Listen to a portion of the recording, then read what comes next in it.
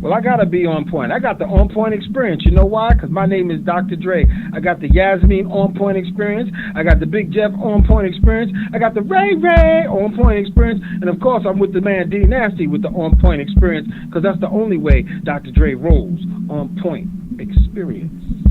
And we're back, and speaking of D Nasty, that was D Nasty the Master with D Nasty the Master. Yeah. Shout outs to D Nasty. Yes.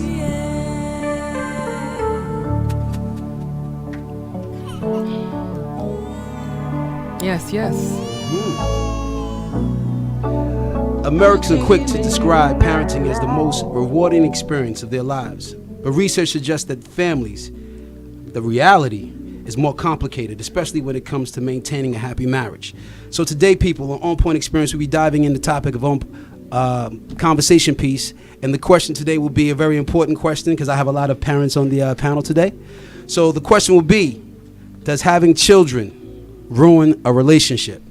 So I structured about 15 topics, I would say, that I want you guys to expound on. I hate that my children might watch this. So let me listen clearly what the questions are. I really want you guys to really jump into it. Brother Jeff, I know you babysitting things like that, so I know you have some anxiety too. So I'm on the other side, King. Baby Kids are real. Go ahead, talk. Yeah, ready? Hilarious. So we're gonna get into it, and I want you guys to be open and honest. I mean, I know you're married, right? So your wife might be listening. Just keep that in mind. She is. Always keep All that in mind. right. So I'm gonna go through 15 points, and I want you guys to kind of jump into it, okay? Number 15, we'll go from 15 to 1. 15. How are we responding? Are we yes, no? Or? Well, you can make short comments, okay. all right? Because I know time is of essence right now. Good. So less attention for each other. I realized, me, as I was raising my daughter, the mother of my child, we didn't have that much time together. We couldn't spend too much time because, of course, my daughter was constantly screaming. So that takes a lot out of the relationship. I want you guys, no, you know what? Oh, man. It's only us two. Us three have kids. Yeah. So guys, what's the jump into it. The question, well, it's not really a question. I want you to expound on this. Less attention for each other, for your spouse when you was married.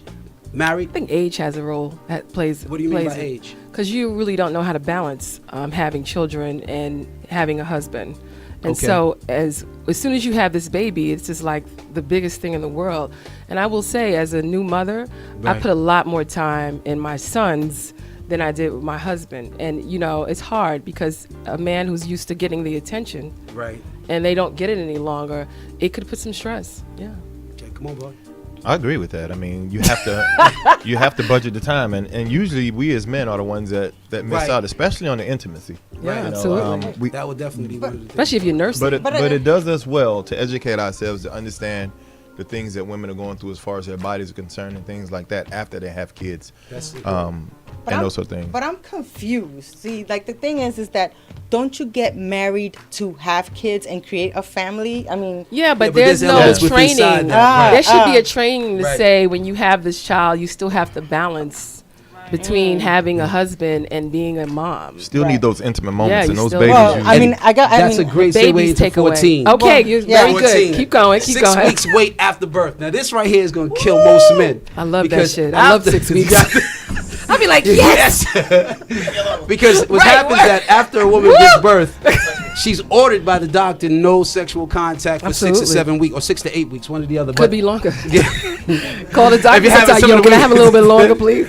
And you was talking about the intimacy, right? Yeah. A lot of women don't understand that is very, very important to men, whether we having children or not. That reconnects us. That's why a lot of us, it's a joke. You want to get what you want, have sex with your man. Right when he comes, give him a blank check. He'll give you a blank check, so he'll sign anything over to you. Because when we actually have that type of bonding, it's not a joke. It's real life. We kind of forget, not really forget, but we kind of let everything kind of slide through the loops, right? Yeah. So 13. Hold on, can we talk about that? Yeah. 6 weeks? Go. I'm gonna let you. No, you go ahead. Go ahead, father. All I'm saying is, in that 6 week period, give your husband his bathroom time, because I know it is what it is. It is what it is. Got to get it out some kind of way. I want to give a shout out. I want to give a shout out to what? not get the bathroom Oh, time. okay. No, I think I want to give a shout out to all the men that wait 6 weeks. I think after 6 weeks they'd be like, all right, okay. 4.5 Overtime. I'm stitches gone. Yo, it's time to get home. That government shutdown is over. Exactly. I like that. I like that. You be like, oh no, the baby can't nurse. You can't latch on. Wait, man, I need another extra 2 weeks. I'm posting that one on Facebook. I need that. We need another mother in here. Okay, Go ahead. 13. Disagreeing over all parenting styles. This is gonna be a long time. Well, I'm gonna shorten it up. Only give it 7. Okay. Disagreeing on all parenting styles. We all know that each one of us, when we get with somebody else, our parenting styles are just totally different. That has to be negotiated ahead of time. That has It to, should be, I but- agree. but a lot of times, and I mean- also the in-laws play a role in that too. You gotta get that's remove important. them from that whole. But how do you have? I mean, do you have? I mean, literally. Let's go. Do we really have conversations? Because I never had a conversation about that. My daughter was more so like, okay, Friday night we out hanging out. Oops, there it go, and we on raising a child. So, a lot of I know in my life, my family, we have never planned any children. We just had them. So, how would you? Is it really true that you speak to somebody before? Listen, I'm sitting here. I mean, you got 9 months to speak to them. I mean, Right. if you're pregnant, you have time to discuss these things. And hopefully that's discussed while you're dating, because Hopefully. the way that you were brought up is usually the way that you rear your kids as well. That's and true. so, there are things that, that I was reared upon and raised with that I think work for me, and I think will work for my child, even in this day. Which is the reason I didn't have any kids. I don't want to raise my kids the way I was raised up. I mean, I was because You turned out pretty good. but that was just kicking and fighting, and with a lot of good people, other people in my life, But now you learn what to do, though. I know, but still. The next one, difficulty switching from mommy to vixen. Now, what that means is that a lot of times, you have a lot of things going on in your body. Your hormones are going crazy. You want to be understood. You're crying all the time, probably. The kids are going crazy. And then, of course, you want me time, right? So how do you go from switching from breast leaking Oh my God! This should be vixen? single mom chronicles. Yeah, exactly. This should not be conversation. I tell you what, you can take it over for that. OMG. Break it No, down. I'm No. Break You it know down. what? I'm gonna I speak. think we're just really misunderstood. Right, and also like I see a lot of like women who just gave birth and like are trying to the men are like body shaming the mother. Like, when are you gonna lose all that weight? That mean if you're not There's a lot supporting her, going on with yeah, it's too much. I I mean, don't know what type of men you hang around. well, I told you that's why I don't have. I kids. like my woman like I like my steak. Don't nobody want no steak with no meat on it. Okay. Okay, the next one. All right. Next one. No. I want to say go ahead. that as so as These guys are off the hook today. so Happy New Year! so I think the issue is women. It's a whole thing going on in a woman's body when they have kids, and like you can't even explain it. Like, you have no idea. Like, first of all, we don't even know if we can make this child live. Like, this is a whole a being that now we're responsible for, and we're afraid. We are responsible, and we feel like we can't do anything wrong with this child. Not only are we being judged by our elders, whoever they are. Like, I remember my mother-in-law was like, that baby ain't, I was nursing, that she tried so hard to make sure that I did not nurse. She would just say, like, that baby, you still nursing? I mean, it was just like a whole lot of things that you deal with that you're trying to overcome. And I just think that women, I don't think there's a clear understanding of how our bodies are changing and our minds are changing with that process, and we don't handle it well in expressing it either. Right. Well, I think that's due to the hormonal issue that's going on in your body, right? Well, I don't know if it's just hormonal. Right. It's also like everybody But around there you. is the a culture. hormonal imbalance that I will say Right. messed me up for a while, and I didn't know that was happening. So I agree with you on that. Right. Okay, the next one, which I think is definitely key when you're having a child, I think the lack of social life outside of the home is needed. As everyone know, I'm a grandfather, and I speak to my daughter constantly. She's in the home with Isaiah constantly, and I'm like, first of all, he needs some type of social life also. He needs to be playing with other kids. But you need to get out. She's constantly, I understand that. I feel bad by saying what I'm about to say, but you have to have some you time. You need a partner that understands that. What's your take on that? Well, no, I definitely feel that, when the husband comes home after a long day's work, you don't want to hear, oh, Pookie Mookie just did a walk through. You don't want to hear that. You don't want to hear, about everything their child did. I mean, I think that you have to understand you have to have adult time with your spouse. And so like when the husband comes home, you just want to talk about other things, and you should have a date night. You should schedule a date night during that time. It's hard as hell. Right. But you got to schedule time. Yeah, my ex and I used to have a rule that on Tuesdays and Thursdays when I came in from work, because she wasn't working at the time, that it was her time. And usually what she would do is just get out of the house, go shopping, go do something just for her. That way she could stay mentally healthy and move around and get outside of the house and get away from him. Because I'll tell you, those 2 or 3 hours that she was gone made me really respect what she had to do for those 7 or 8 hours that I wasn't in the home. And like, trying to keep a baby from crying and just being able to just having to focus on a baby. Right. It's a lot of work. Well, kudos to you for giving her Understanding. for No, giving that time. Don't give me no kudos. We Well, got I mean- divorced. Well, the other part. The other part this to new that year. I'm is not a Superman. the first 3 months of a child, the baby's just eating. This is real. The baby's just eating, like pooping and crying and sleeping, and the baby don't even know who you are. That's right. And so like you sitting around like. At one point I thought I was going to lose it, and that's where the postpartum stuff comes in. I thought I was going to lose it until one day he like looked up to me and smiled. I was like, oh, he does know who I am. But for those time periods, those 3 months, your child is just like you're just a shadow, and you're just like a vehicle And a vessel, for yeah. food. Right. I'm gonna go do 2 more things and then we'll end it from there. But disagreements about chores and gender roles. I find that it's As far interesting. as children, as far as what? Yeah, I Like- find that Right. in my household, there's a couple that's actually married, and they constantly fight. In your household? Well, my fiance's sister's relationship, so they constantly fighting on who should get the kid when the kid is crying.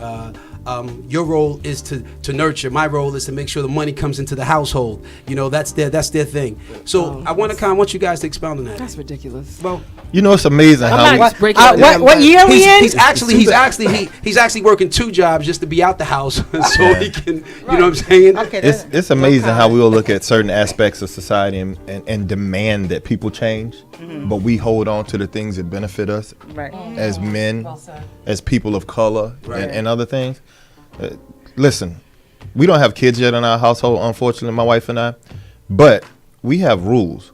When I cook, she cleans. When she cook, I clean. There is no such thing as gender neutrality in our house. Like, we divide things up, and you know what? Sometimes she takes the trash out. When she takes the trash out, I make sure I bring the trash cans and recycle bins back in. So there's no gender neutrality other than when we at the gas station. Because my dad used to always say, Yeah, you can't. if a woman is gotta- pumping gas, Word. Yeah. she's eligible. You can go holler at her. Like that. I took that question more about like the girl gotta stay home and do all the chores, and like the girl gotta take care of the brothers, and the brother just gets to be mommy by his sister. I thought that was which is That's your life. that's a lot of women's life actually still in this day that they have. Or a lot of women, when the baby cries at 3 o'clock in the morning, he Right. expects her to get up right. to nurture. Yeah. Well, I mean, I think I did do that.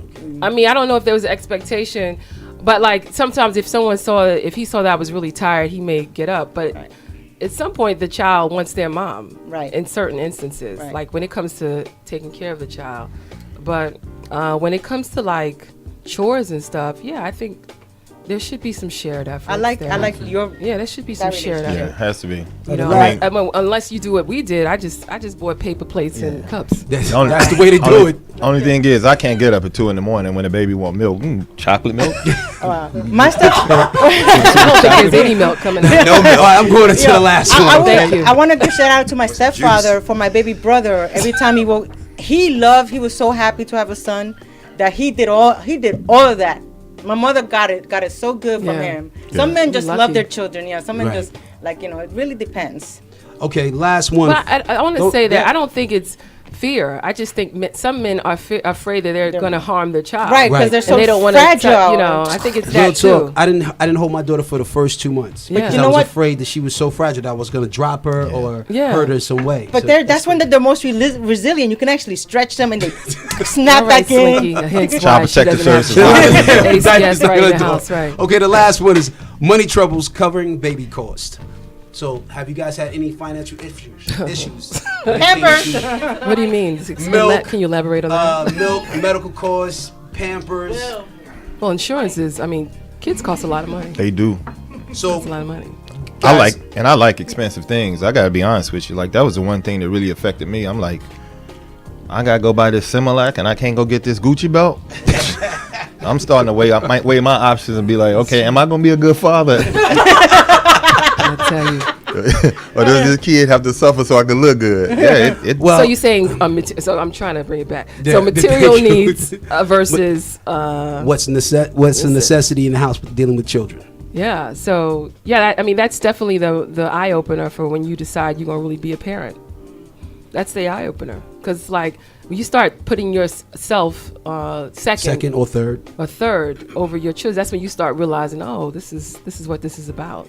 To go without, right? When you've been doing you all this time, that's a change. Hey Jeff, as a financial man, I know I was about to say. Do you ever have conversations dealing with children and their parents and just the financial cost increase or decrease in their wages? So the comment is that, you know, obviously dealing in finance and credit, what you have is when I'm dealing with a couple, sometimes the wife wants to spend a lot of money on toys and clothes, and they want to dress the kid, and I get it, and it looks cute, and sometimes, like you said, with milk, there's got to be a balance, right, in terms of what's important, what's not important. So yeah, that definitely can be a challenge when it comes down to what we're spending the money on, what's a priority when it comes down to our children, right? I guess is at that point is when families actually start really understanding the need for having a budget. Like that's when they really start experiencing that. Important. And schools, right? There's been challenges, right? Do we send them to a private school, public school, right? As a kid's he's not an infant, but as they get older, these are discussions that may be had. I went to public school.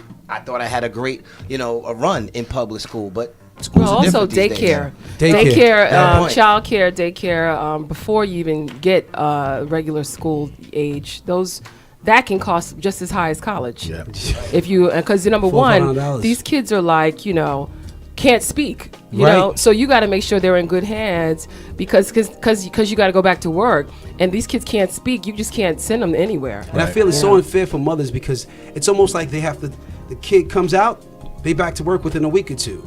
No time to heal, no time to kind of get your house in order. Come on, it's not like that. It's like 3 months. Well, I'm just saying, it's. I still think depends on where you are. Mentally, you can't heal though. No, but technically, and I can't speak for moms, but you back to work as soon as that baby gets into your arms, because like I said, raising a baby, it's a lot of work. So most of these women are excited about getting back into the job force as far as leaving the home, because at 3 o'clock in the morning that baby is crying and daddy got to go to work and you got to get up. That's a lot of energy you're exhausting to get out of the bed. So shout out to all the moms. Oh my God. I quit my second job. When I had a Johnny, I quit.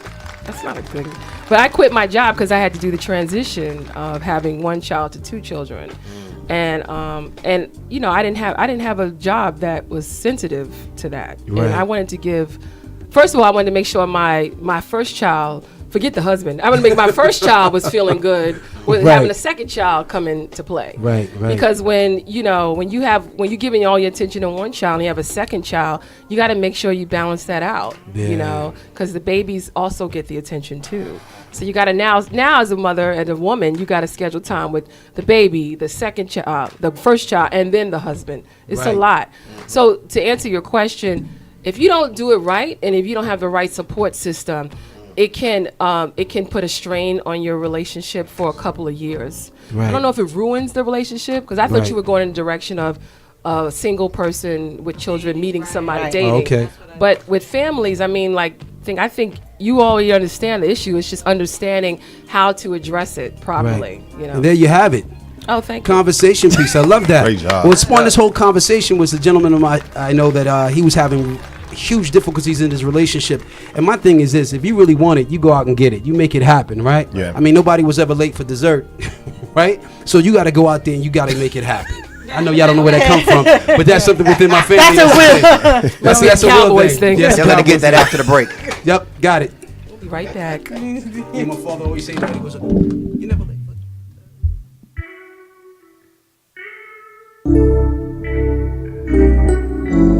Girl, you know you got that tsunami, the Japanese love origami.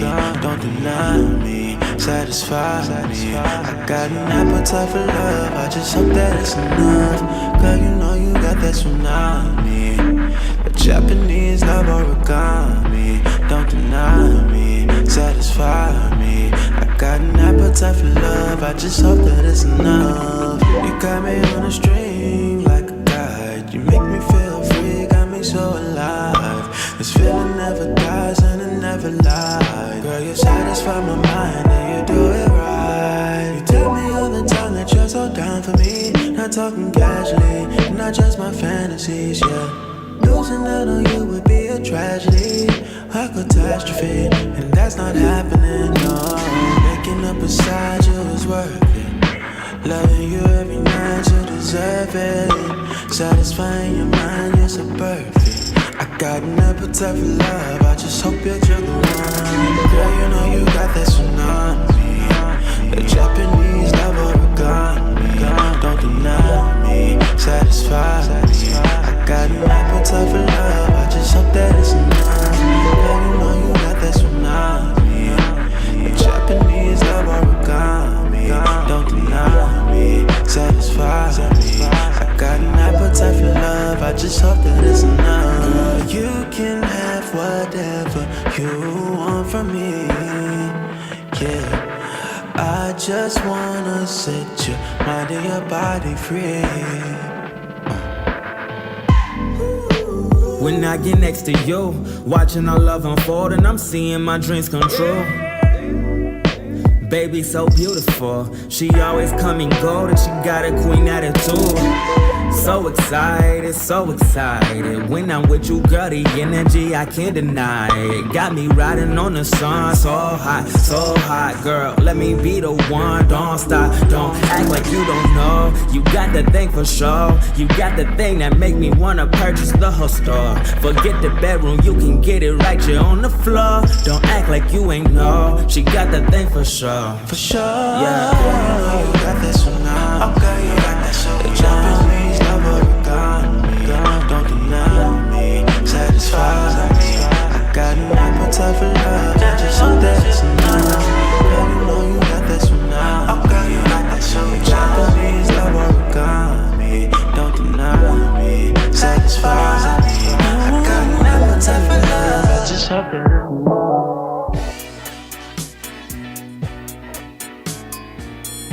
Question: what comes to mind when you hear these words? Edibles, wax, CBD, flower, sativa. Yeah, you get it. They're all related to cannabis. You know, marijuana or weed. Today, people everywhere, from the White House to the State House and to the Big House, are talking about legalizing marijuana. This is Yaz Hurston. Join me in this journey as we delve into the world of the evolutionary cannabis industry. Welcome to Blunt Discussion. And we are back, and you just listened to Jason Jett with Origami. Wow. Queen, you're doing an awesome job. I do? Yeah, like you didn't know. I'm a huge fan. You know? Huge fan. So humble.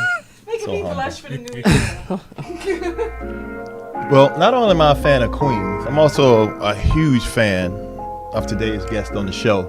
I'd like to introduce you guys to Mr. Gene Johnson.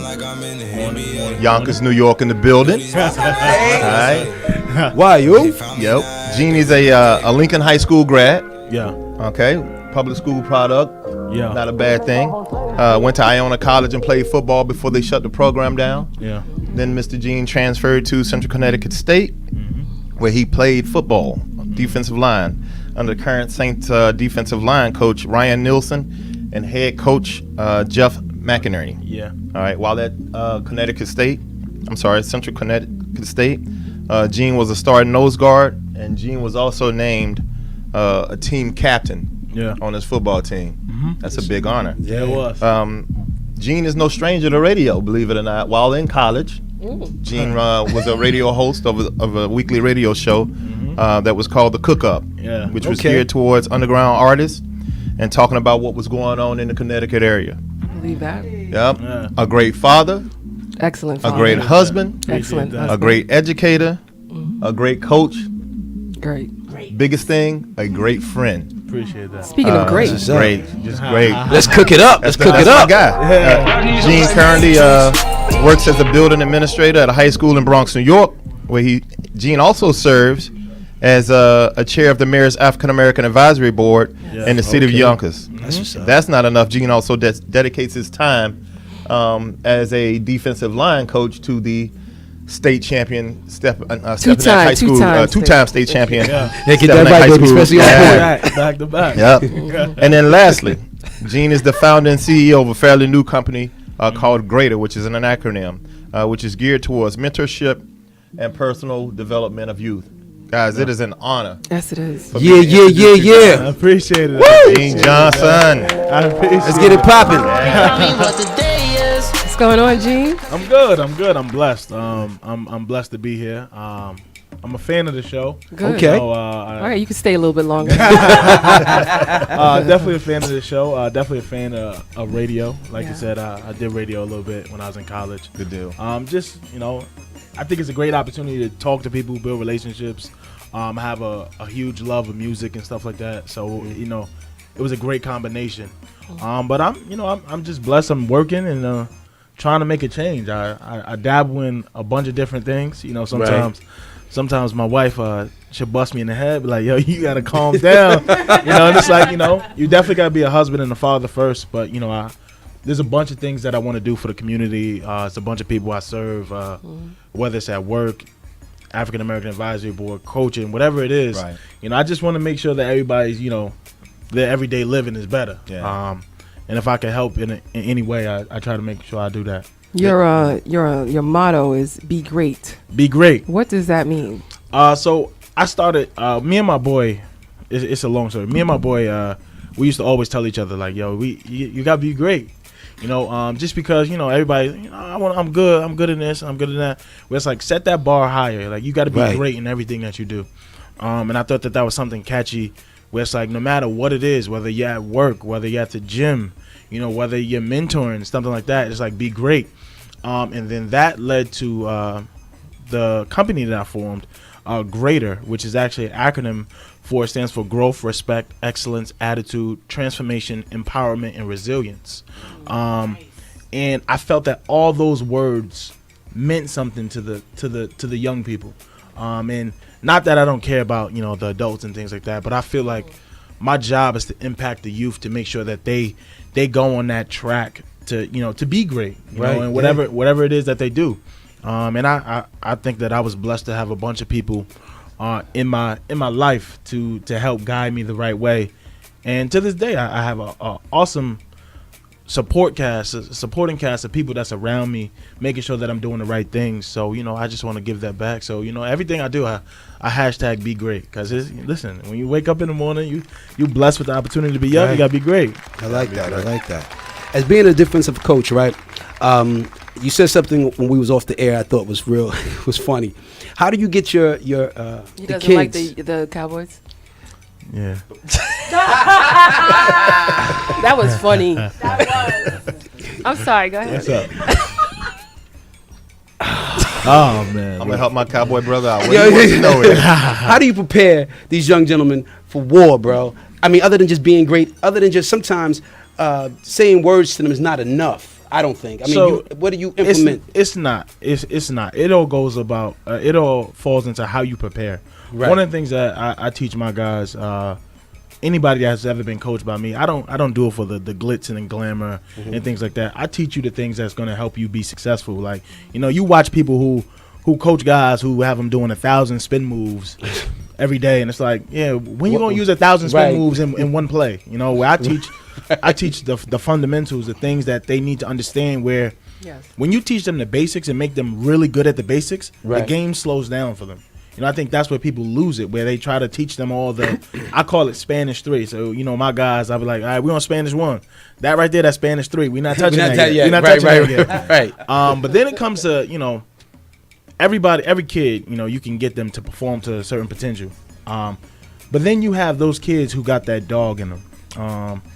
And it wasn't until somebody, when I was getting recruited, you know, I love my coach to death, my high school coach to death, but I went to a public school. We didn't have a lot of players, so everybody played everything. I didn't come off the field until we did kickoff. So you really can't get coached up the way you get coached up here at Stepanak and stuff like that, where you know, positions and stuff like that. And when I was getting recruited, one of the coaches used to tell me all the time, he's like, you raw. And I'm like, what does raw mean? Like, what are you telling me? Like, you give me a compliment or you insult me? Like, That's true. You don't know what you keep telling me I'm raw. Like, what that mean, bro? So eventually one day I asked, and I'm like, coach, you keep telling me I'm raw. What that mean? And he's like, you know, what it means is, you know, you go out there and you play off just like pure passion and just like you just playing off natural ability, where like you're not fine tuned to where you coached up. You know, and I'm like, oh. And then he's like, you know, you got like a dog in you. And that's one thing when I started to relate, when I started coaching, you can see players that they got that monster inside of them, and they need somebody to just poke that butt, scratch at it and open that up. And the thing is, not everybody can do it. You can have great coaches that can't unlock that inner monster in a player. And then what makes a great coach, though? Because I like where you're going. What makes that great coach? Because I look at my coach and I look at your coach, and you guys are sitting home. And you know, so I'm trying to figure out what makes a great coach. Hey, Shed, do you have any questions for G? You know, I don't have a question. I don't mean to cut you off. I don't have a question. I have a confession. You know, it's a myth that he only affects the kids that he coaches. I can tell you from having coached with Gene, he's made me step my game up, not just as a coach, but as a human being. You know, I see Gene showing up to practice at 4:30 when we start at 3:45, and most people will be like, "Oh man, he's late." But every time you walk up to Gene and you hug him and dap him up in practice, you're finding out that he's coming from somewhere helping somebody. And I can say that, you know, I'm jealous of Gene. I wish I had half the impact in my community. I wish I had half the impact on the kids that we're around. I wish I had half the impact on my family that this young man has on his family, because we've been programmed to believe that, and I'm going to say it like it is, you know, certain people that look a certain way from certain communities are genetically predisposed, not genetically predisposed, but just are bad people, and that there aren't enough good people. And Gene defies that stereotype. So I admire him as a young man, that you know, to make me step my game up. How old are you have two sons, correct? Yeah, I have two sons. I have Josiah, who's my oldest son. He will be 4 in July. And that's that's my guy. He introduced me to the world, like, you know, really. I was reborn again when my son came. He introduced me to the world. So he'll be 4 in July. And then I got the newest one to the crew, my man Caden. That's my little bulldog. Caden is, you can see it at a young age. He's just he's just a different breed. You know, Josiah loves being a big brother. He'll tell you, I'm the best big brother, right, Daddy? And I'm like, yeah. You know, but this is my beast. Yeah, those are my two boys. He brings them on the field all the time. Always. While he's coaching in D-line. And I think it's you know, it's important that I shout out that, you know, one of the reasons that I'm able to do the things that I do, I heard the segment that y'all was talking about earlier, but my wife is a huge part of what I'm able to do. No, real talk. Because, you know, my wife, I'm like, shit, you know, sometimes I spend a day, you know, doing the things that she doing. I'm like, damn, like, how you doing all this? Yeah.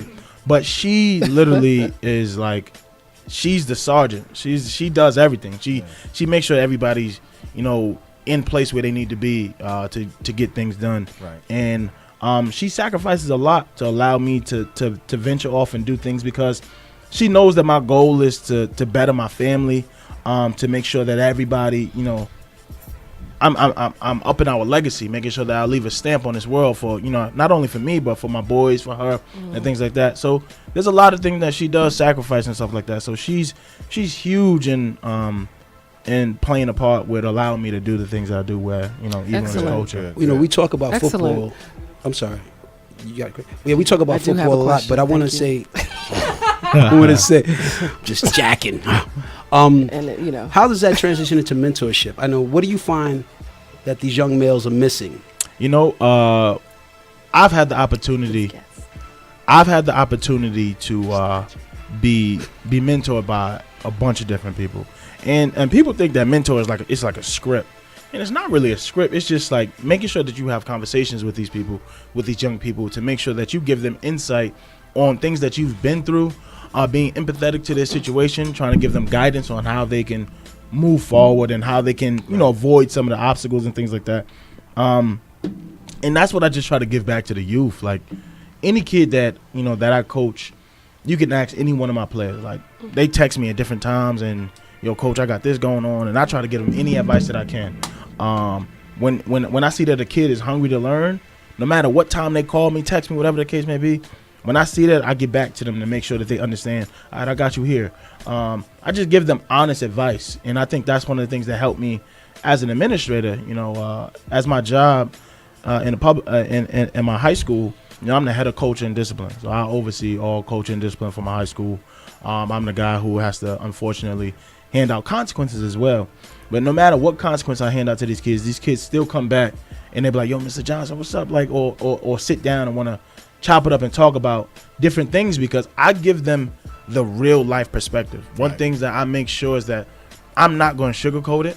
I want to make sure that you understand what you have coming your way. And I think that's that's the least thing we could do, is just be honest with these kids. Be raw. I see so many I see so many kids being lied to, and it's like, that's not me. I'm not gonna lie to you. I'm gonna be honest with you. I'm not gonna just be brute and just like beat you up, but I'm gonna let you know what it is, and I'm gonna help you get through it. So that's what I try to do when I'm mentoring my kids. That's just one of the ventures that we mentioned that you're in right now is an advisor to the mayor on the African American board in Yonkers. Yeah. In keeping it real with him, how do you toe that line between having him understand and appreciate the things that you want to get across as far as the community is concerned, and also have respect and empathy for something that he probably doesn't understand? So it's two sides to that coin. That's an awesome question. It's two sides to that coin.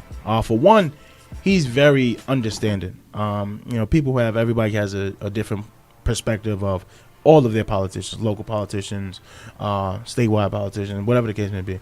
And the relationship that I have with Mayor Mike Spano, he's very understanding. He's a guy who will sit down and have a conversation.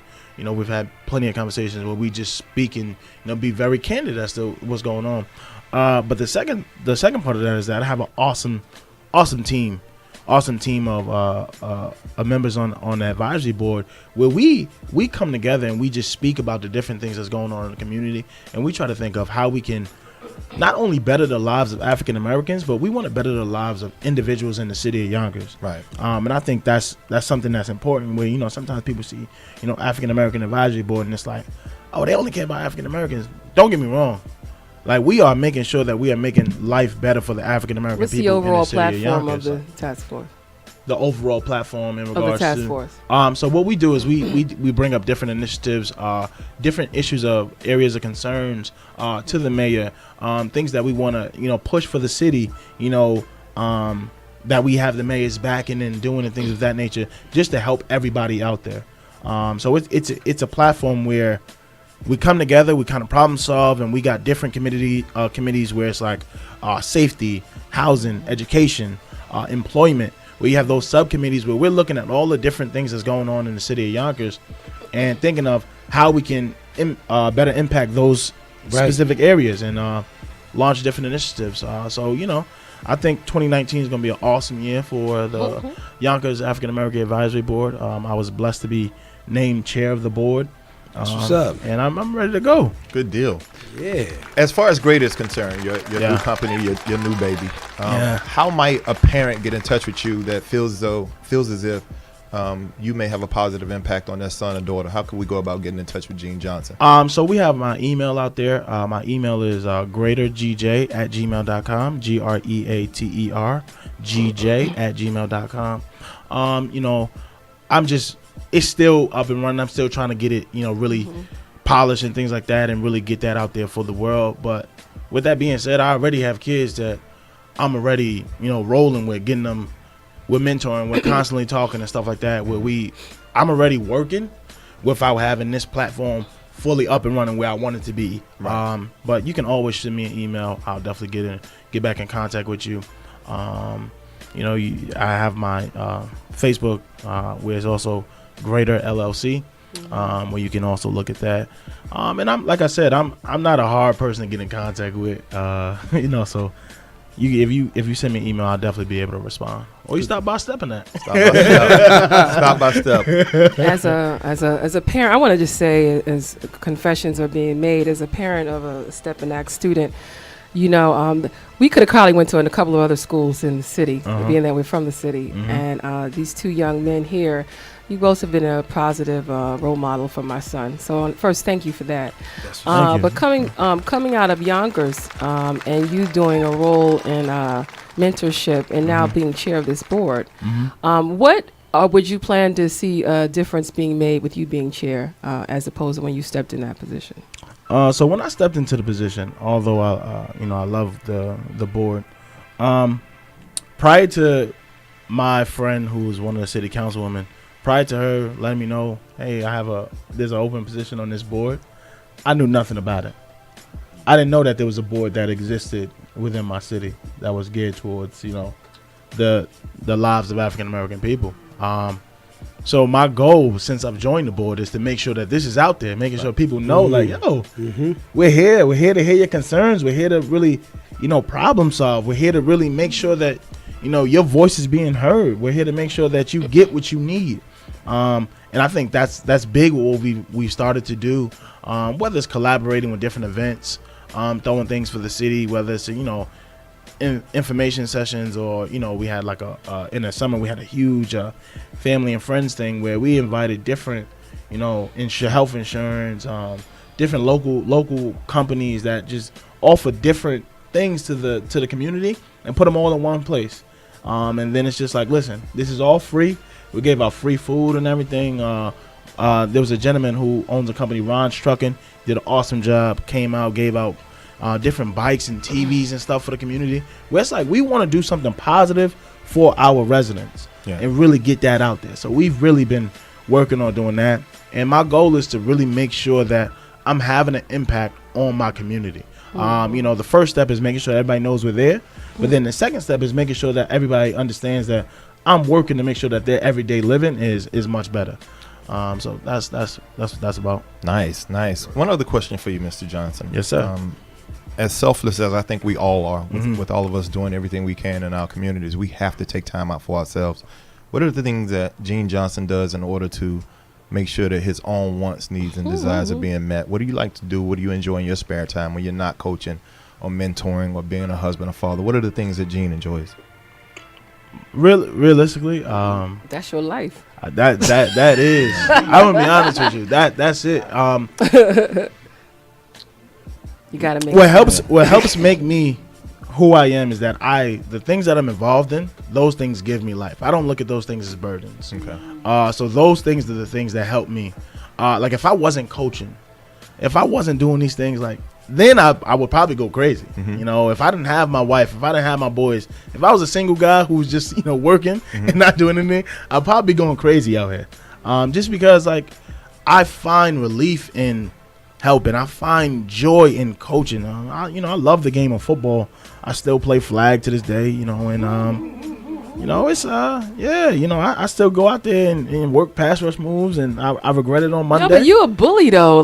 You're a bully. So you're a bully. In a good way. My boy's a bully in a good way. No, you're a bully. Still in between the lines. No, you be laughing at them, and I know you're horrible. Listen, you're a bully. Look, on behalf of all the D-line, That's part of the game, right? That's what it's about. It's part of the game. That's what I'm talking about. That's that dog. You gotta have that dog in you, man. It's like, listen. This was rolling. He be laughing at them. They don't be laughing at all. He be on the side laughing. Yeah, but that's what it's about. It's all a psychological thing, right? It is. You gotta be mentally strong to do some of these things.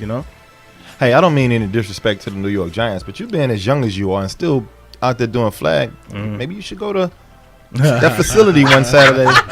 They don't need help like that. Don't try. They need all the help they can get. Trust me. We got some other kids coming in. Don't do that to him. I had my shot when I was coming out. I had my you should. I had my pro days and things of that nature when I was coming out of Central Connecticut. That's what's up. It didn't work out for me, but when it first happened, when I didn't get picked up, at first I took it really hard. I'm like, dang, like I feel like I can do what these guys are doing. And then I was introduced into, you know, coaching and things of that nature. Yeah. And then I had the understanding where it was like, you know, maybe you're playing, maybe your purpose is not to go play. Right. Maybe your purpose is to help these young people who need someone who's Yeah. played the way you played, who understands the way you understand the game, and who has a love and passion for the game. Yeah. And maybe your job is to coach them. So. And I wanted to go there. How do you implement that into our children?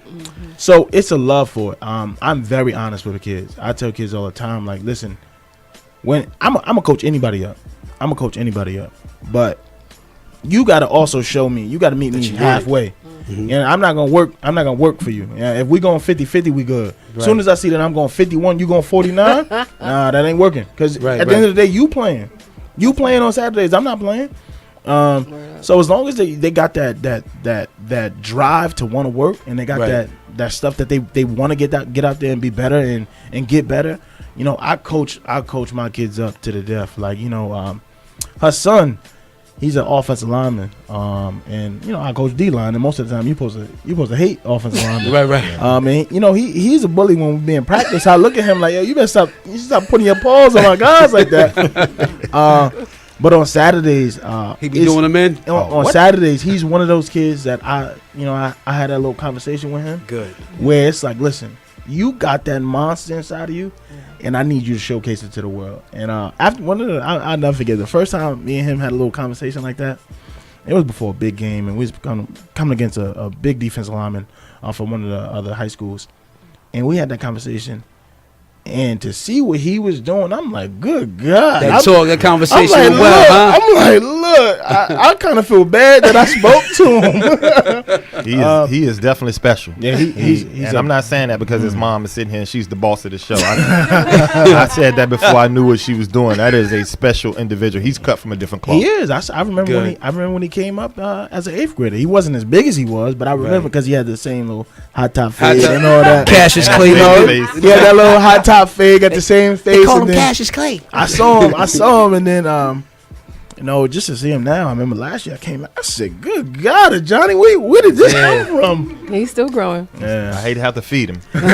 What do you feed him? People. So on that note, D Nasty is here, our lyricist correspondent. And so, you know, I think that it's only appropriate for you and you to see why.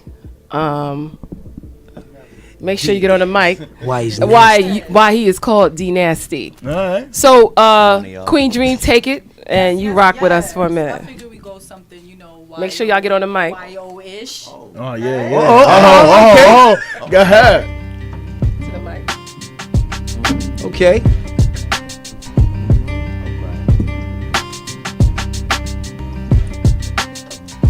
Since the beginning we be major. Gene Johnson, you see he be greater. Understand that I'm coming through when I'm major. Okay in the land, ain't talking about the Raiders. Best believe that we straight got it on lock. And I'm on off the docks, freestyling off of the top. And it don't stop, cause I be the one to bring the action. And I like the way you broke greater down in the acronym. Let's see if I could do that too. Cause you already see that I do that true. But I gain real experiences anytime to experience righteousness. You like this here, but listen, you already see how I'm spitting. Off of the dome is freestyling and it ain't written. And every time that I rhyme, yeah, I'm going bonkers. A long time ago, I also lived in Yonkers, Hamilton to be exact, 2000 to 2003. But I'm a true MC, but you know I got them learning. But we like next door neighbors. You rep Yonkers, I'm coming from Mount Vernon. Hey. And that's real. You already see how you doing. And mentoring these youth, you got it moving. And you understand your flow is sharp as a shank. And it's good that you big like a tank, cause you can defensive line. I'll defend the rhymes and just encapsulate your mind every time when I drop it. Understand that I got a hook up. Chefing in the kitchen, your show was called The Cook Up. But understand that I'm coming with the meals. And when it comes to flows, you know it's a big deal. But I just do my damn thing on the scene. R.I.P. the mean Gene. But you Gene Johnson, see you the other Gene. DNA, that's the other Gene. I'm coming through and you know I'm never trembling. But I be the one that rock it. If you was wrestling, you be strong just like Ahmed. That's another Johnson, another reference. And you already know that we getting reckless. And like I said before, we gonna be major. I tell you what's really good, we gonna be greater. All the time. Hold on. Never disappoints. Never disappoints. Yo. Hey, There it is. That's the baby. top of the head too. Look. You got your little commercial for Yo, your like I wish like I could just walk around with that just playing in the background. Play like, it, you know, right? just like That's your background like, thing. yeah, like when people just like, yo, who are you? I just play that like bopping, like look.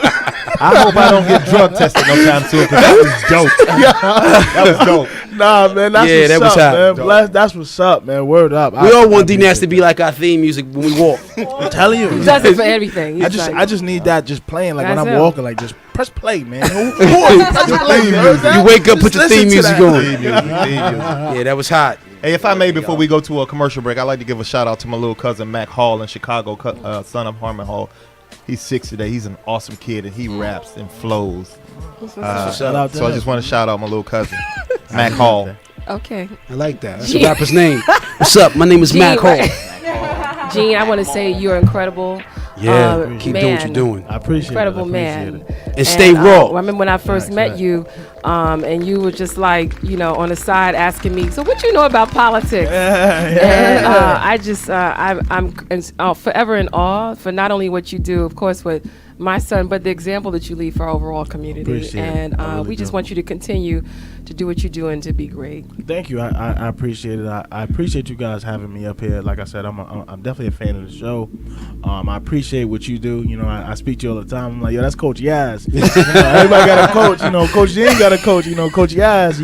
He said to me, do you do this all the time? I'm like, Yes. So her and then obviously my brother Shed said a lot of awesome words about me, and it really means a lot. But that's my big bro. I appreciate Shed. He definitely he took me under the wing as soon as I stepped on the Stepinac field, and it went far beyond Stepinac.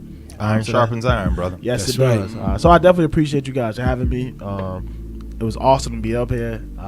and so I to reach appreciate you it. again, we do what email? Or? You can email me at G.R.E.A.T.E.R GJ at gmail.com. And then once we exchange emails and all that, then I'll give you my cell phone number and stuff like that. Don't give it out of the air. I'm not gonna just put that out there right now. Well, you shouldn't do that. You have a whole bunch of people call me like, Maybe a Google voice number. yo, Gene. What's going on, Gene? Gene, can I get $20? Well, listen, it's definitely great to have you come through and shed some knowledge on us today, man. Yes, and sir. like Yaz said, Coach Yaz said, we definitely appreciate you coming through. Yes, sir. And we appreciate you more for being the awesome young Thank you, brother. African American brother that you are and doing the things you do in your community. So Thank you. Thank you for coming today. Yep. Thank you. That's what's up. Cook it up. We'll be Yes, right sir. back.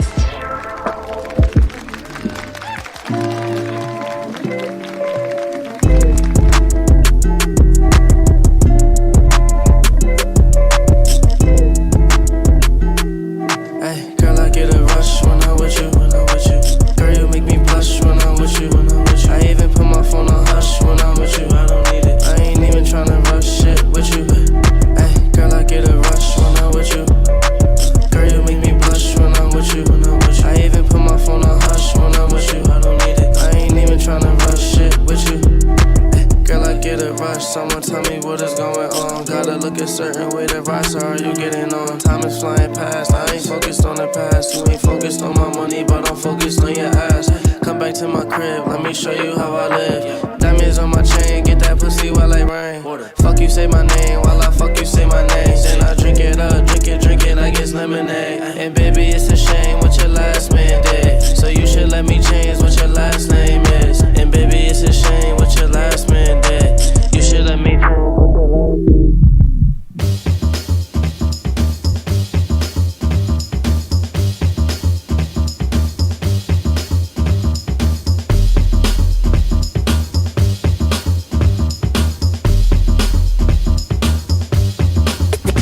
Hey yo, we back in the groove like dropping the needle. It's the dynamic duo who be rocking the people. Stateside, overseas, seen incredible landscapes. And everywhere we play, we develop a fan base. From the streets of Brooklyn to the shores of Sicily. Dope like heroin, stronger than whiskey. We can't sit and rest, ride like a gypsy. Records get pressed and fly like frisbees. Catch them if you can scratch the jam. Sharp like Appadam, on your mark with the faster hand. Damn, it's for my turntable list. Cause some of these kids don't know what a turntable is. It's critical when all they seem to know is digital. And the song got no life, they forgot no visual. But the real DJs break records at clubs and on the radio shows playing the records they love. Or sucker chump DJs keep faking the funk and continue supporting artists who be making that jump. We stay true and dedicated to the music that's sacred, and the way we put it down just can't be duplicated. It's the M to the dash to the T.R.E.A.T.E.R with DJ DCT slashing the crossfaded slide. Come along for the ride and take a trip with us. And if you say you love hip hop, you gotta give it up. We even switch it up, try get on the cut and rip it up. I got rhymes up my sleeve, you won't believe, so listen up. It's for my strong, independent women holding it down, and my fan when no one was around. For everyone that kept their word and deserve my friendship, that understand my worth ethics relentless. Gotta stay on point and pay attention to details. All about my business, invoices and emails.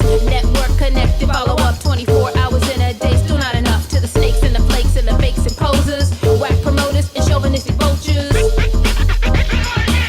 And my blends are way better than yours, so go that away. And I don't care what you have to say. I'm getting gigs, you sitting home on a Saturday. This is what you're waiting for. The hottest, you know where it come from. This is what you're waiting for. The hottest, you know where it come from.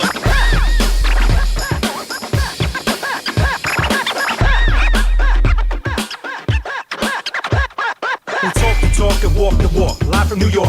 Hip-hop's most reliable source, got it by the force. That's why we can't be messed with. Sincere and humble, a little eccentric. I'm clear, I don't mumble, rap's articulate. My thoughts and notes and my voice is the instrument. Load up the brain when I compose and arrange flows insane like the wind in the rain during a hurricane. Yeah, it ain't safe to stay here. Evacuate the area and keep the stage clear. We don't need all these people annoying us. If you ain't performing, please stay in the audience. We got a show to do, dope cuts and quotables. Bring it to you live as well as in the vocal booth. Here's the proof, tell the rest of step off. CCT, pick it up where I left off. Don't sleep, gotta keep them in check. Your rap sucks, now back up. Stop breathing down my neck with your dragon breath, gargamel, creepy demeanor. Name dropping like you poppin', I ain't believing that either. You must got me confused with somebody who cares. A hard-working DJ, rockin' parties for years. That just relies on skills to keep my calendar full. Never taking whack gigs at an amateur will. I'm a professional, clever, top-notch selector. Blends that never end, the way I put it all together is a work of art. Like Dvorak and Mozart, a turntable symphony. We turn it out instantly. This is what you're waiting for. The hottest, you know where it come from. This is what you're waiting for. The hottest, you know where it come from.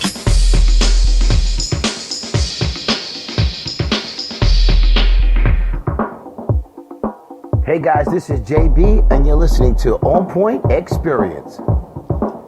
And you just listened to ATM Rush and Palo Santo by M-Try and DJ Lisi T. Yeah. Palo Santo. Palo Santo. Queen, you're special. Santo. Well, here we go. It's that time of year again. Okay. That time is that. Again. Get it poppin'. That new year, new you. New things. New things, new things. You know, we all promise ourselves December 28th, we about to get right. That what it is? About to get these beach bodies going. Yeah, that's right. I stopped doing that. Yeah, these New Year's resolutions. I hear you. But the thing about that is, like so many other things, these industries prey on those of us that want to do better and make that long-term commitment but can't quite hold on. In that, these gyms want to get people in and charge them memberships for an entire year and do things like that. But locked in. As a health and phys ed teacher, as an educator in health, and as a person that tries to be healthy, I'm here to tell people today that you don't have to do all of that. First of all, most people's goals are to lose weight. I think it's 88% of people that make New Year's resolutions do it in the sense of health. And of that 88%, about 73% of those people do it in reference to wanting to lose weight. And all of these companies have made it appear as if losing weight is this scientific formula that has been devised by rocket scientists to do anything. But in essence, as a health teacher, I can tell you that losing weight, in order to lose weight, you simply have to burn off more calories on a daily basis than you bring in, right? And if you look at a food label on the back of anything that you eat, which the FDA says today that when you put a product out to sell, you have to put what's in it and the caloric intake of it. But please understand and know that 2,500 calories is based on the average individual who eats healthy. And so when you look at that food label and you see that you're trying to count calories and those sort of things, you see 5 grams of fat, and then you look at that DV, which means daily value percentage, that's probably not for you. That's probably for a person that eats a lot less than you, and is geared towards that. So I'm here to share some secrets today. Please. Don't go out and join these gyms. All right. Don't let them lock you into this monthly thing. And when you sign that contract in the fine writing, it's always a minimum of 12 months. That's right. There are gyms out there, which I'm not going to promote today, but you can go online and look them up. Yes. They don't pay us, so we're not going to mention their names. Not yet. Right, not yet. But there are gyms out there that offer you monthly memberships at an extremely affordable rate. Yes. I don't want to say cheap because it diminishes the product. And you can actually do what you need to get done. Right. But with no prejudice. with no prejudice. But there are places out there that offer more affordable opportunities for people to get involved and do whatever it is they need to do. And even more importantly, those people that happen to fall off because they become busy and need to do other things, there are affordable means out there for them to do month-to-month memberships. Yeah. So with that, I would like to open up. Well, I mean, it seems that now people are really falling into this Peloton type mode. Yeah. Buying more equipment for the home. Right. And, I mean, it's great if you have a great big house and everything. But if you live like in a 1-bedroom or studio, like how are you able to manage that as well? And with Peloton, I think what a lot of people don't understand is there's a monthly membership in order to get those classes on that nice bike or that nice new treadmill that they just came out with. You have to pay a monthly membership. And again, they lock you in as well for a certain period of time. I was going to say, let's face it, at the end of the month, the first month, it just becomes a place that you hang your clothes. Yeah. That's what it does. Yeah. You know what I mean? It does. It's so crazy. You go crazy in December to get ready for January. By the end of February, you're already onto something else. Right. You know what I mean? My gym, it's so funny. I go to the gym from time to time, and I see all these new faces. Mm-hmm. And it's a joke inside the gym because now you can't get to, like, we'll just say the flat bench. Yep. Because I got 5 people waiting for that. Right. So one of the brothers go, don't worry about it. By February, they be gone. You'll have the gym back, Right. And that's the joke that goes around after a while. That's not a joke. That's actually true. You look at the number of people that are able to maintain, and it's less than 15% of the people that are disciplined enough and able to maintain that. And that's not to say that the people that quit are bad. Again, we all live lives where we have things going on, but I just want to educate people to let them know you don't have to get locked into, when you stop going in February or March, where you're still continuing to pay hundreds of dollars every month in order to have access to a gym or facility. It's a mindset too, right? It is definitely a mindset. I mean, but there are other options. I know a lot of people who got the Fitbit and the Apple Watches, and it has improved their quality of life. They realize that, one, they're sitting too long, and then the alert goes up, stand up, walk around. Mm-hmm. I mean, you don't necessarily. Sometimes all you need to do is modify a little bit of your everyday practices, and you do end up with healthier outcomes. Right. Just a friend of mine who just got a Fitbit. And just did the Fitbit, like standing around, walk around, don't sit down for another walk around for 20 minutes. Right. Like, don't sit. Lost 15 pounds in 6 months. Not change their diet, just change the fact that they're moving their bodies. Right. And they expected that. So there, but there are other apps that are trying to seduce you to subscribe so that they can get playing double dutch. Right. Who's gonna go first? That was actually one of the topics one of the subjects I was gonna bring up. In that the technology is out there. That if you're gonna invest that money in things, invest it in those things. And with that Fitbit, it gives you an opportunity to compete with people that you can friend through your Fitbit on step challenges, for example. Mm-hmm. The average American takes about 3,400 steps a day, which is well below the 10,000 minimum, which the FDA regulates that people should take in order to be healthy. But in that, you can challenge your friends through the app, through Fitbit, to say, you know what, let's see who can take the most steps in a week. And I've done that, and no one has ever been able to beat me because I'm uber competitive. But that's what it is. We should do an OnPoint challenge. I feel that. No, we shouldn't do that. We shouldn't do. I'm the newbie here, and I need you guys to continue to like me. You gotta haze. I'm a newbie, and I need y'all to continue we need to you like to get locked in quick. Shed though, he puts the Fitbit on the dog and tell the dog to run around the park, and then puts him in. Fortunately, Fitbit recognizes that. Right. Recognize that too. You have to walk at a certain tempo in order for it to count. That's it. So technology is a beautiful thing. So Shed, the most I guess maybe you could talk to, right, when people want to lose weight and work out, right? So there's a lot of stuff you can do. You know, Yaz made a point about Peloton, but you know, there's a lot of things you can do with YouTube. You can cast to your TV if you want to work out in your living room. There's no excuse for access. Right. So maybe talk to the person, because the gym is about the commitment and your money. Right. But how do I commit personally? Because I could run outside. You know, I grew up in the projects. You know, we worked out. We had dip bars, whatever the case is. So help a person not to commit financially. Always got dip bars, right? We didn't have a whole lot. No amusement parks, but we got a dip bar, and basketball courts. So help us understand. Question, Here goes the question. The commitment outside of financial. What does you do have to work out to be in shape? There are little things that you can do. Make the commitment to yourself, number one, first and foremost, to dedicate yourself to whatever it is you got to do to accomplish that goal. Something as simple as starting out in week 1, walking a quarter of a mile around the track. And then week 2, you want to walk a half of a mile around the track. These are things that your body are not used to. And so your metabolism starts to speed up. The caloric burn starts to speed up. And these are the things that are going to help you be successful in that. And then once you get through that, if you want to invest in something, like I said, you know, the Fitbit avenue is probably the best way to go. You know, a small commitment is the Beachbody thing, where you can, you know, download videos onto your computer and work out with people like that in your own living rooms and in your own homes. But at the end of the day, it all comes down to you and what you do, because no matter what you spend, no matter what you say, you know, you have to be dedicated to yourself in order to make yourself healthy, to get up off the couch, even though you're tired after work, or to wake up. I find that more people are successful in the morning when they wake up early in the morning, like I do. You know, I'm up 5 o'clock in the morning to be in the gym by 6. I got you on that one. I'm up at 4. Now what? Man, my mother got Doing what though? He's up watching TV, eating rice and beans. Hey, don't believe that early bird get the worm thing. The early bird don't always get the worm. The worm get on the table at 6 when I get up. So. He go to get for it and then jump away. Exactly. And my mother got me an Apple Watch for my birthday and everything, and I learned walking to the train is good exercise too, apparently, because I'll be at work and I look at the thing and it says congratulations. I'm like, what did I do? Just walk 2 walk. You walk. Walking train, walking home and everything. But the key is to get your body outside of that comfort zone as far as exercise is concerned, right? Yeah. Because, you know, we all age and we all get older, and the older we get, the less metabolism, the less our body metabolizes the things that we bring into to burn it and use it as fuel. You know, those carbs, when you eat that bacon, egg, and cheese sandwich in the morning, if those storage bins if those carbohydrate storage bins are filled, they're going to be stored as fat.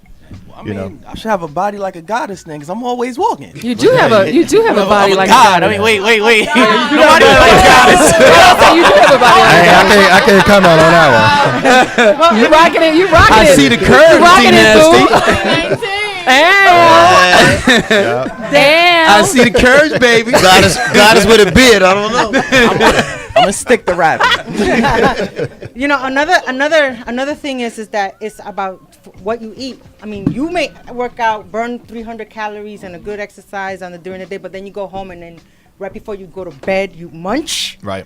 Like, you know, you have to know how your body actually, like, you gotta feed your body the fuel that it needs to use when you want to burn it, not when you're about to like not burn it so it can collect. Right. So like no munching. So I actually have a question for you. So Will's doing it. Many of us want to go cold turkey and change our diet immediately, and we struggle through cravings. What's the best way to address those craving urges?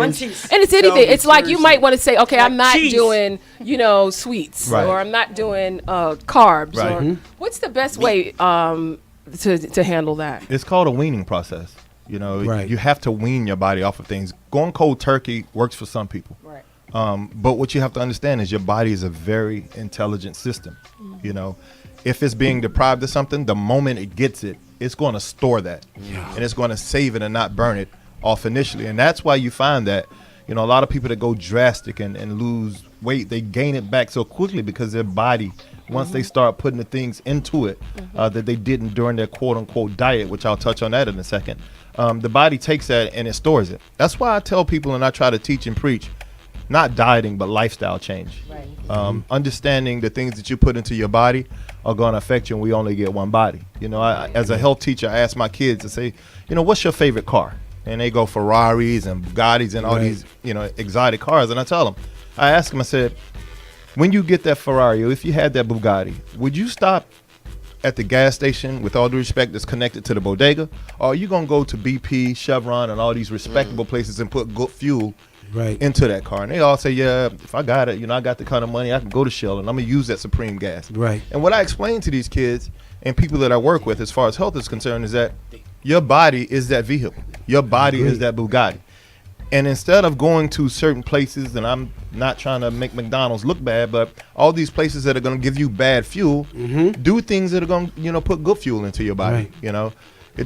I think the industry understands that and recognizes that as well, because it costs a lot more money to go to Whole Foods and get good, healthy foods than it does to pull up at a McDonald's where they're giving you the $1, $2, $3 menu. Spot. The chicken spot. Yeah. Which is going to be bad fuel for your body, and you're putting bad things in that aren't going to be burned off. One of the things I wanted to ask you, first of all, I'm like a big rat. I find myself at night, like I'm sneaking into the kitchen. No, I'm serious. I'm like a big rat. I sneak into the kitchen. I'm looking for either cupcakes or ring dings when it hit a certain time, because my body's craving that it's craving them sugar, right? But what I wanted to ask you.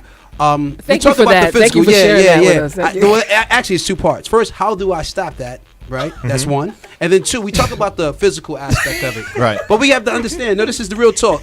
We haven't talked about the mental aspect of it. To get yourself ready to go walk. Right. To get yourself ready mentally, to prepare yourself the day before to go work out in the gym. Partner works. How do you do that? Like, break that down and how important that is. It's extremely important. If you're one of those people, like you and I are, that like to compete, find someone that you can have as a workout buddy to challenge you and push you, right? Because there are mornings when you're going to wake up and you're just not going to feel it. You're not going to want to do it. Find someone that can challenge you, that's going to hold you accountable if you're not strong enough to hold yourself accountable. And we all face that. We all go through it at some point in time. Right. And then number two, understand that at night, when you want that sugar craving, a lot of people don't understand that sugar is a drug. Glucose is a drug. A lot of people are addicted to sugars. KRS One bodies teaches us anyway. Right, and their bodies actually crave that sugar at certain times of the day because it's programmed to have that and bring that in as a fuel. So what I would say is, instead of that, snack on something healthy like some carrots or something like that. And try to grapes or raisins. Yeah, grapes. Grapes or raisins, but baby carrots. But grapes and raisins have a lot of glucose in it. Right, but it's a gateway to wean you off. Well, it's a gateway to weaning you off. But understand that when you eat those grapes, when you eat those raisins at night, you have to understand when you're sleeping, your body does not metabolize the way that it does as when you're awake and you're moving around. Right. And so you got to understand that what you're doing in essence is whatever you've done to try to accomplish something during the day, you're throwing all of that away. What about nuts? Can he eat nuts? Nuts are always healthy. Okay. I don't eat nuts. Peanuts, almonds, no nuts in my mouth. Pause. Pause. Those things are healthy. Shed, I think you dropped the gym when you said that accountability partner. Just because most of the time you pick an accountability partner who, when you be like, I ain't going to the gym, they'll be like, all right, I ain't going either. We good. You gotta pick somebody where it's like for a fact that if you like, I'm not going to the gym. Next thing you know, they're like, yo, I'm outside your door. Like you gotta pick somebody who's gonna get you going. Because I think about as an athlete, my strength coach when I was an athlete, playing at Central Connecticut, my strength coach just was a dog, monster, and they beat you up and they force you and they hold you accountable. So it's like you start to double think nah, I'm not eating that, or no, I gotta go to the gym. Like you get so programmed, you get so programmed. So it's like when you don't have that, you need it's also you need somebody who's gonna hold you accountable. Because then once you get through that little 2-week, 3-week period, then your mindset has changed, and then you're a monster yourself, where it's like you don't let anybody throw you off. Well, don't you find it interesting that everybody here knows how to do it, but we don't do it? Well, no, wait. You know what? No, I've started. Because she's going to tell you how to do it now. No, I started. I haven't. No, I'm actually, this is like OnPoint. People, I want an accountability partner because I've been doing it. Have accountability. No, so far it's just the app, and I need an actual person. Tech tips in there. It's just because I realized that for me to find an accountability partner, I'm a woman, but none of my female friends they're not ready to make that step. Right. And so I'm like, oh, well, I've been going to the gym for the past couple of months by myself and just recording all my stuff, and I figure out my own way. So this is a call out to my OnPoint family. You want to be my accountability partner. All right. You know, if you're a woman, please, because I really want to get this done. Morning. That's my New Year, New You. 4 o'clock in the morning. Well, find out. You know what? It doesn't have to be. It doesn't have to be. It could, you know. Because you ain't called me yet. You ain't said that. You know what? Because I just figured your mom. She from the park. Yeah. Oh, wait a minute. Hold up. Use the M word. Get ready to run. Oh my God, my bias says, oh my goodness. What was that sound? What did you say about my mama? So here's the thing, though. In finding that partner, you're going to be accountable to. Right. Are you in a relationship? Not to get into your business. Challenge your partner. Challenge your partner. He's on a whole. He has a whole different regime. Right? No, he has a whole different regime. He has his own crew, and I need mine. But here's the thing: we do walk together. If you guys are partners, there are things that you can do where you even if you aren't working together, you can challenge each other. No, we on a walk daily together. basis. That's our thing. But I need to do more. Good. Well, then I have a group. My brother, LaDuan Wilson, shout out to LaDuan, and my boy Big Mel, shout out to Big Mel. We all challenge each other, and it's not a situation where we text each other and be like, yo, I'm at the gym doing this. No, you got to film yourself in the gym. That's what we do. And what we do to make it even more challenging is, like, I know I want to be the first one to send that video out. That's so right. I'm getting to the gym early. That's right. And I got a sweat going on, and my thing is, it ain't raining. I'm just putting that work in. I'm wet from working, and so you see that from your brother. All right, Ray. He means working out, Ray. You see that, you and gotta you're say like, certain words. Yeah, Send me those videos, please. I can't. What time is that video, guys? Yeah, let me join that group. I want to be in that group right now. What group is that? I told Ray this is my accountability group. I hope y'all got some bulletproof vest on. Nancy has a good eye. She's a sniper. Nancy, you're watching. It's part of the job. I want to add to that. Me and a couple of guys, Adam, Mo, all of us that we work together. Every morning we send we don't have to, but we send a video out. Right. Adam, I got to tell you, he's like a walking fanatic, man. He talks to you like running. Yeah. Like you're on the phone, he's running like 50 miles But an it's hour. so true. I try to make, because I get up at 4, I really get up at 4. I try to make my video the first one. Right. I don't know, it's a competitive thing, but when you see someone's beat you, right, you're like, okay, now I got to put the best workout video out. Awesome. So so we do that, and it's true. You it happens. That so what's the practitioner's role, the doctor's role in all this? Before, should you be talking to the doctor? That is the first thing you should do. In order to become the first thing you should do before going to a gym, joining a gym or anything, is go and see your physician and let them check you out first, because there are things that go on in our bodies that we don't quite understand, and you hear a lot of horror stories about people exerting themselves to the point where they injure themselves or they drop dead. I think it's also important to get with someone that knows it. In particular, when you first go to the gym, I think it's important to hire a personal trainer, in the sense that they're going to teach you the correct form, and they're going to teach you how and when to push yourself, right? We know that in order to get the max out of your the most out of your body during a workout, you need to work out at 80% of your maximum heart rate. And the way you calculate that is you take 220 and you subtract your age from that. That's going to give you your maximum heart rate. Okay. Once you get, I know that's going to be difficult for some of us. We talking math. And then once you get what your max heart rate is, you do that times 0.8. That's going to give you 80% of your maximum heart rate. So with this technology that we have in the watches, we know that we can look down. Wait. Yeah, I'm out here trying to. I'm out here trying to do that math right now. Like 0.8, that's too much. No. So what you do is you take 220. Wait a minute. You got the calculator up on the phone. It's an interactive. All right, 220. 220 minus your age. Okay. That is going to give you what is called. There you go. Right. That's going to give you what is called your maximum heart rate. Okay. My heart supposed to go this fast. No. What you want to do in order to go this fast. What you want to do is you want to work for 25 to 30 minutes, right? At 80% of your maximum heart rate. All right, so now you multiply this times 0.8. 0.8, right? Okay. So whatever you came up with after 220, you multiply that times 0.8, 138. Okay. Right? So you want to operate with your heart rate while you're working out for those 25 to 30 minutes with your heart beating 138 to 139 beats per minute. I feel like my number really high. Well, no, your number shouldn't be do high. times Your number shouldn't be high. No, that's Exactly. too high. Oh yeah, he's young. How old are But you? he's young. You're 26. Yeah. He's young. So 220 minus 26 is what? 90. 194. Yeah, so that makes Right. sense.